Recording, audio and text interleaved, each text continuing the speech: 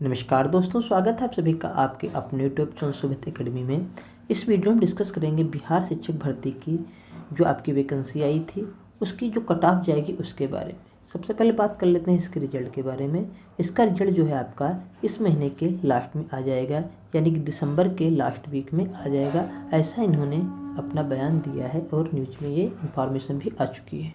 ठीक है, अब डिस्कस करेंगे कि जो आप लोग का एग्ज़ाम हुआ था उसमें सारे पेपर का पैटर्न पढ़ने के बाद और सब कुछ डिस्कशन करने के बाद सबसे हमने जो कट ऑफ निकाली हो आपको बताएंगे, और कट ऑफ पर किस किस चीज़ों का प्रभाव पड़ेगा उसके बारे में भी हम डिस्कस करेंगे। ठीक है, तो आप वीडियो पर नए हैं जल्दी से वीडियो को लाइक कर लीजिए, चैनल को सब्सक्राइब कर दीजिए और वीडियो को ज़्यादा से ज़्यादा शेयर कर दीजिए। ठीक है, चलिए शुरू करते हैं।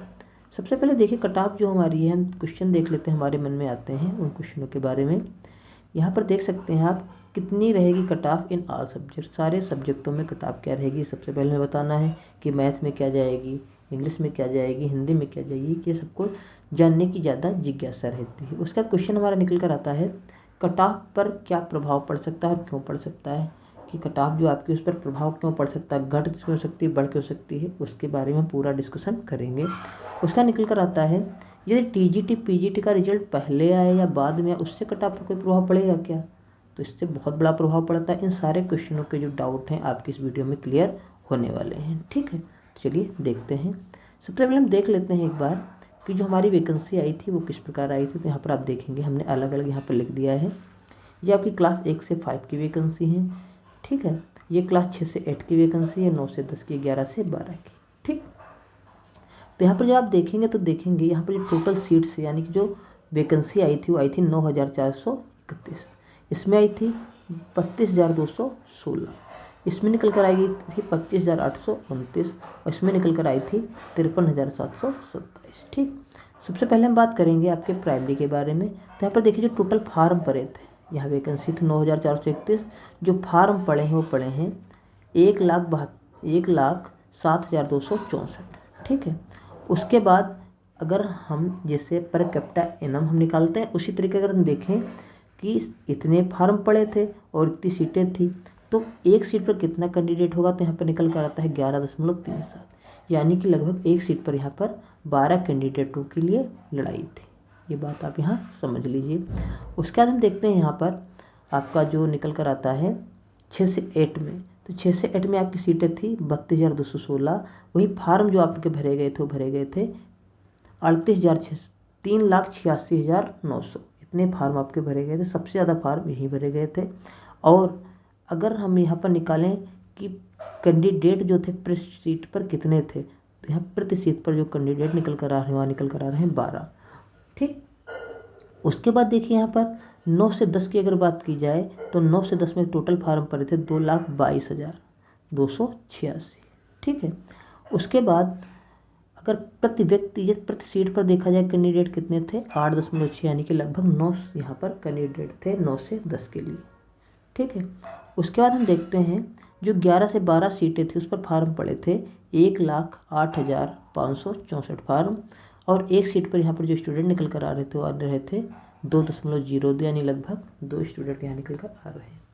अब यहाँ पर जो समझने वाली बात है, तो यहाँ पर आप देख सकते हैं जो सबसे ज़्यादा यहाँ पर सीट पर लड़ाई हो यहाँ पर निकल कर आ रही 6 से 8 में, यानी कि जूनियर भर्ती में देखिए यहाँ पर 12 कैंडिडेट निकल कर आ सकते हैं। उसका नंबर 2 जो आपकी लड़ाई निकल कर आ रही है वो आ रही 1 से 5 के लिए। ठीक, अब इसकी कट ऑफ कैसे घट बढ़ सकती है उसको हम बता सकते, देखिए समझा देते हैं आपको। देखिए ये जो रिजल्ट आते हैं आपके एक साथ में तो रिजल्ट आएंगे नहीं, इन सबके रिजल्ट आते हैं अलग अलग।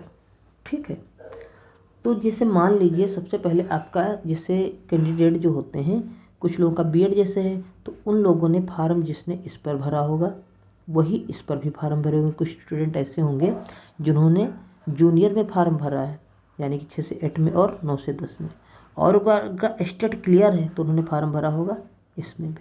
ये बात आप समझ रहे हैं, एक ही कैंडिडेट ने फार्म भरा है 6 से 8 में भी, 9 से 10 में भी और 11 से 12 में भी। तो जो फार्म यहाँ पर आपके आप आवेदन दिख रहे हैं, ये आवेदन तो इतने किए गए, लेकिन इसमें जो कैंडिडेट होंगे उनकी संख्या कुछ कम होगी, क्योंकि एक ही बंदे ने 2 से 3 एग्ज़ामों के लिए अप्लाई किया है अकेले। ठीक है, अब आप समझ सकते हैं, अगर जिसने बीएड किया है उसने 6 से 8 में भी अप्लाई किया है, और अगर स्टेट का पेपर 1 क्लियर है तो उसने 9 से 10 में भी किया है, और अगर सेकंड पेपर क्लियर है तो उसने 11 से 12 में भी अप्लाई किया होगा। ठीक है, उसके बाद हम यहाँ पर देख लेते हैं कि जिन लोगों का डीलेड है, अब जिन लोगों ने डीलेड कर रखा है तो डीलेड वालों ने 1 से 5 में भी किया होगा, और ना सीटेट का पेपर अगर क्लियर है 2 वाला जूनियर वाला तो यहाँ भी अप्लाई किया होगा। ठीक, तो यानी कि हम देख सकते हैं कि कुछ कैंडिडेट जो हैं वो 2 से 3 भर्तियों पर अप्लाई किए हैं, फॉर्म डाला है और एग्ज़ाम दिया है। अब यहाँ पर ये बात निकल कर आ रही है, अब हर कोई चाहेगा कि उसका जो सिलेक्शन है वो ऊंची कक्षा में हो जाए। इसका मतलब ये है कि जैसे मान लीजिए आपने फार्म डाला है 9 से 10 में और 11 से 12 में, तो आप चाहेंगे आपका सिलेक्शन हो जाए 11 से 12 में, क्योंकि उसमें सैलरी भी ज़्यादा है और आदमी चाहेगा कि उससे ज़्यादा ऊंचाई मिले, तो ऊंचे कक्षा में जाना चाहेगा। जिन कैंडिडेट ने फार्म डाला है मान लीजिए 1 से 5 में और 6 से 8 में, तो अगर उनका रिजल्ट आएगा तो चाहेंगे 6 से 8 में जाएँ, 1 से 5 में बढ़ जाए उनका। ठीक, लेकिन यहाँ पर एक खेल ये होता है कि रिजल्ट तो साथ में आपका आएगा नहीं, रिजल्ट अलग अलग आएगा, तो उससे फ़र्क यहाँ पर पड़ जाता है बहुत बड़ा। कैसे फ़र्क पड़ता है हम आपको बता रहे हैं। मान लीजिए कुछ स्टूडेंट हैं, उन्होंने डाला है 6 से 8 में, 9 से 10 में और 11 से 12 में, और रिजल्ट पहले आ गया 11 से 12 में। ठीक है, जैसे मान लीजिए आपने ही तीनों में फार्म डाला हो और आपका रिजल्ट आ जाए, तो आपने 3 में फार्म डाला था, 6 से 8 में, 9 से 10 में, 11 से 12 में, रिजल्ट आपका आ जाता है पहले, मान लीजिए हमने पहले रिजल्ट आ गया 11 से 12 का। तो इस कंडीशन में आप क्या करेंगे? इस कंडीशन में आप 11 से 12 में पोस्टिंग ले लेंगे और यहाँ की सीटें आपकी रह जाएंगी खाली दोनों। जब यहाँ पर सीटें खाली रह जाएंगी तो यहाँ पर कैंडिडेटों की संख्या कम हो जाएगी, टोटल का जो कैंडिडेट संख्या है उनकी कम हो जाएगी, और फिर यहाँ पर कट ऑफ घटने की संभावना बढ़ जाएगी, क्योंकि जो अच्छी क्वालिटी के स्टूडेंट थे, हायर जो कट ऑफ बढ़ाए थे यहाँ पर, वो तो चले गए हैं यहाँ पर अपनी ऊंची वाली पोस्ट ले लेंगे, तब यहाँ पर कट ऑफ जाएगी घट। आपको समझ में आ रहा होगा हम क्या बता रहे हैं। और मान लीजिए अगर रिजल्ट पहले आ गया, यहाँ पर आप देखिए, मान लीजिए अगर रिजल्ट यहाँ पर पहले आ गया 6 से 8 का, जैसे भाई आपने तीनों में फार्म डाला था, इन तीनों में, और रिजल्ट पहले आ गया 6 से 8 का। ठीक है, अब यहाँ पर आप कट ऑफ बढ़ा देंगे, यहाँ पर अब इसकी कट ऑफ हो जाएगी, बढ़ जाएगी, क्योंकि अभी आपने 6 से 8 जैसे रिजल्ट आ गया आपने 6 से 8 की कट ऑफ बढ़ा दी। क्यों? अब आप सोचेंगे हो सकता है उसमें हो या ना हो, जब रिजल्ट आए 9 से 10 में आपका सिलेक्शन हो या ना हो, और यहाँ पर आप फाइट कर रहे हैं अभी। फिर रिजल्ट आ गया 9 से 10 का, 10 से 11 से 12 का, तो अगर आपने प्रायोरिटी में से भरा होगा आपका सिलेक्शन यहाँ पर हो जाएगा, लेकिन आप कट ऑफ यहाँ पर बढ़ा चुके होंगे। ठीक है, ये बात आपको समझ लीजिए। इसी तरीके से अगर देखा जाए तो जो स्टूडेंट डीलेड वाले थे, तो डीलेड वाले कुछ स्टूडेंट ने अच्छी प्रिपरेशन की होगी तो इसमें भी डाला होगा, इसमें भी डाला होगा, जिनका सीटेट का या बिहार टेट का फार्म क्लियर था उन लोगों ने। तो मान लीजिए उनका पहले रिजल्ट आ जाता है, मान लीजिए 6 से 8 का। अब 6 से 8 का रिजल्ट पहले अगर आ गया तो यहाँ पर सब चाहेंगे हो जाए, तो यहाँ पर छोड़ देंगे। जब यहाँ पर वो छोड़ेंगे तब इसकी कट ऑफ कम हो जाएगी, यहाँ कट ऑफ क्या हो जाएगी, घट जाएगी। ठीक, लेकिन अगर इसका रिजल्ट बाद में आता है और इसका पहले रिजल्ट आ जाता है, इसका रिजल्ट पहले आ जाता है, तब जो ये कैंडिडेट थे वो यहाँ पर क्या कर देंगे, इसकी कट ऑफ बढ़ा देंगे, बहुत ज़्यादा बढ़ जाएगी कट ऑफ। ठीक है, तो इससे ये निष्कर्ष निकल कर आता है जो सारी वैकेंसियाँ हैं वो एक दूसरे पर डिपेंड हैं, क्योंकि जो कैंडिडेट हैं वो एक से ज़्यादा वैकेंसी पर लड़ रहे हैं। तो ऑल हमने पूरी रिसर्च करने के बाद जो कट ऑफ निकाल ली है फाइनल, वो आप देखें इस तरीके की जा सकती है। सबसे ज़्यादा कट ऑफ जाने की संभावना आपकी जो रहेगी वो 6 से 8 में ही रहेगी, और सबसे कम संभावना रहेगी 11 से 12। ठीक है, तो चलिए हम देख लेते हैं पूरा कि किस प्रकार आपकी कट ऑफ जाएगी। आई होप आप लोग की पूरी इन्फॉर्मेशन समझ में आ गई होगी। ठीक है, तो जल्दी से वीडियो तो लाइक तो कर ही दीजिए। चलिए देखते हैं आगे। अब यहाँ पर आप जब नीचे आएंगे तो आपको हमने क्वेश्चन सारे क्लियर करवा दिए, क्या असर पड़ता है और कट ऑफ पर प्रभाव किस प्रकार पड़ता है, और रिजल्ट अगर पहले बाद में आएगा तो उससे क्या क्या लाभ या हानि होने वाले हैं आपके, हमने आपको बता दिया। अब कट ऑफ जो रहेगी उसके बारे में हम डिस्कस करने जा रहे हैं। तो चलिए यहाँ पर देखते हैं। तो यहाँ पर सबसे पहले आप देख लीजिए, सबसे पहले हम देखते हैं जो कट ऑफ को हमने इसमें निकाल दिया है। ये देखिए SST का, यानी कि आपका सब जो सोशल साइंस का पेपर है उसमें लिए ये मेल हैं, ये फीमेल हैं। उसके बाद मैथ साइंस के लिए ये मेल है, ये फीमेल है। और उसके बाद ये लैंग्वेज का आपका पेपर है, ये मेल है, ये फीमेल है। ठीक है, तो देखिए सबसे पहले हम देख लेते हैं जो सोशल साइंस का पेपर होगा, सामाजिक विज्ञान का, उसके लिए कट ऑफ क्या रह सकती है।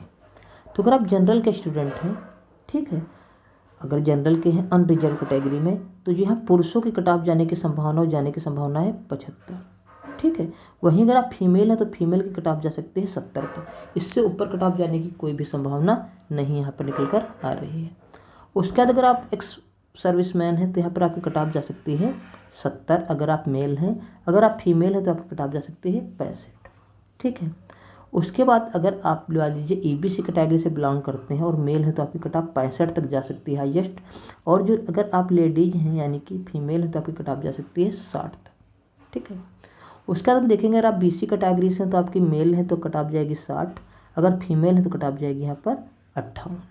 ठीक है, उसके बाद हम देख लेते हैं अगर आप एससी कैटेगरी से हैं तो आप अगर मेल है आपकी कट ऑफ जाएगी 58 और फीमेल है आपकी कट ऑफ जाएगी 50। ठीक है, इसके बाद हम देख लेते हैं अगर आप एसटी कैटेगरी के हैं तो आपके मेल हैं तो आपकी कट ऑफ जाएगी 55 और अगर आप फीमेल हैं आपकी कट ऑफ जा सकती है 53। इससे ज़्यादा कट ऑफ आपकी नहीं जा सकती। अब हम देख लेते हैं जो हमारे मैथ साइंस के स्टूडेंट हैं उसमें मेल और फीमेल की कट ऑफ कितनी जा सकती है। ठीक है, चलिए देखते हैं। अगर आप अनरिजर्व्ड कैटेगरी के हैं और मेल है तो आपकी कट ऑफ यहाँ पर 75 जा सकती है और अगर आप फीमेल हैं तो आपकी कट ऑफ यहाँ पर निकल कर आ सकती है 70। ठीक है, अगर आप EWS यानी कि एक्स सर्विसमैन से हैं तो यहाँ पर आपकी कट ऑफ जो निकल कर आ रही है वो जा सकती है 70 अगर आप मेल हैं और फीमेल हैं तो आपकी कट ऑफ जा सकती है 65। ठीक है, अगर आप EBC कैटेगरी से बिलोंग करते हैं तो आपकी मेल है तो आपकी 70 कट ऑफ जा सकती है, फीमेल है तो आपकी 63 कट ऑफ यहाँ पर जा सकती है। ठीक है, अगर आप BC कैटेगरी से बिलोंग करते हैं और मेल है तो आपकी 65 कट ऑफ जा सकती है और फीमेल है तो आपकी 62 कट ऑफ जा सकती है। ठीक है, उसके बाद अगर SC कैटेगरी से बिलोंग करते हैं हम मेल है तो आपकी 60 कट ऑफ जा सकती है और फीमेल है तो आपकी 58 कट ऑफ यहाँ पर जा सकती है। ठीक है, उसके बाद अगर ST कैटेगरी के हैं और आप मेल हैं तो आपकी 55 कट ऑफ जा सकती है, अगर आप फीमेल हैं तो यहाँ पर आपकी 52 कट ऑफ जा सकती है। ये मैथ साइंस के लिए हो गए। अब हम देखते हैं जो हमारे लैंग्वेज के पेपर हुए थे यानी कि हिंदी, इंग्लिश, उर्दू, इन सब के लिए कट ऑफ कितनी जाने की संभावना है। ठीक है, तो अगर आप अनरिजर्व कैटेगरी से हैं और मेल है तो आप यहाँ कट ऑफ जाएगी थोड़ा ज़्यादा यानी कि 78 जा सकती है और अगर आप फीमेल हैं तो फीमेल की कट ऑफ जा सकती है यहाँ पर 70। ठीक है, उसके बाद अगर आप EWS से हैं तो यहाँ पर मेल है तो कट ऑफ जाएगी 75 और फीमेल तो कट ऑफ जा सकती है 70। ठीक, इससे ज़्यादा कट ऑफ जाने की कोई भी संभावना नहीं निकल कर आ रही है। अगर आप EBC कैटेगरी से हैं तो मेल है तो आपकी 73 कट ऑफ जाएगी, फीमेल है तो आपकी 78 कट ऑफ यहाँ पर जा सकती है। उसके बाद अगर आप BC कैटेगरी से बिलोंग करते हैं और मेल है तो आपकी 70 कट ऑफ जा सकती है, अगर आप फीमेल है तो आपकी 65 कट ऑफ यहाँ पर जा सकती है। उसके बाद अगर आप SC कैटेगरी से बिलोंग करते हैं और मेल है तो आपकी कट ऑफ यहाँ पर 65 जा सकती है, अगर फीमेल है तो आपकी कट ऑफ यहाँ पर 63 जा सकती है। ठीक है, उसके बाद अगर आप ST कैटेगरी के हैं और मेल है तो आपकी कट ऑफ यहाँ पर 63 जा सकती है, अगर आप फीमेल हैं तो आपकी कट ऑफ यहाँ पर 60 जा सकती है। ठीक है, तो इस प्रकार हमने आपको सारे बता दिए हैं कि अगर आप मेल हैं, फीमेल हैं और किस कैटेगरी से आते हैं तो सारी कट ऑफ हमने आपको यहाँ पर डिस्कस कर दी हैं। आई होप आप लोग को इससे रिलेटेड इन्फॉर्मेशन पूरी मिल गई होगी और जो कट ऑफ है आपकी इसी तरीके से जाएगी, ज़्यादा कट ऑफ जाने की कोई संभावना नहीं है। और हमने आपको बता दिया जिसका रिजल्ट पहले आ जाएगा, अगर मान लीजिए ऊंची क्लासों का रिजल्ट फर्स्ट पहले आता है तो आपको प्रॉफिट होगा अगर आपने नीचे कक्षाओं में डाला है, क्योंकि फिर हर स्टूडेंट चाहेगा कि वो ऊंची क्लास में पढ़ाए। ठीक है, क्योंकि उसमें सैलरी वगैरह भी अच्छी मिलती है। तो आप उम्मीद कीजिए अगर आप लोगों ने प्राइमरी के लिए डाला है तो आपका 6 to 8 वाला रिजल्ट पहले आ जाए, अगर आपने 6 to 8 वाले में डाला है तो आपका TGT का रिजल्ट पहले आ जाए, अगर आपने TGT के लिए डाला है तो कोशिश कीजिए PGT का रिजल्ट पहला है। वो तो हमारे हाथ में है नहीं, वो तो आपकी लक पर डिपेंड करता है, लेकिन कट ऑफ प्रेशर पड़ेगा ये 100% आप समझ लीजिए। ठीक है, आई होप आप लोग को वीडियो अच्छा लगा होगा। अगर वीडियो अच्छा लगा तो वीडियो को लाइक कर लीजिए और अगर हमारे चैनल पर नए चैनल को सब्सक्राइब कर लीजिए। वीडियो देखने के लिए बहुत बहुत धन्यवाद। Thank you very much.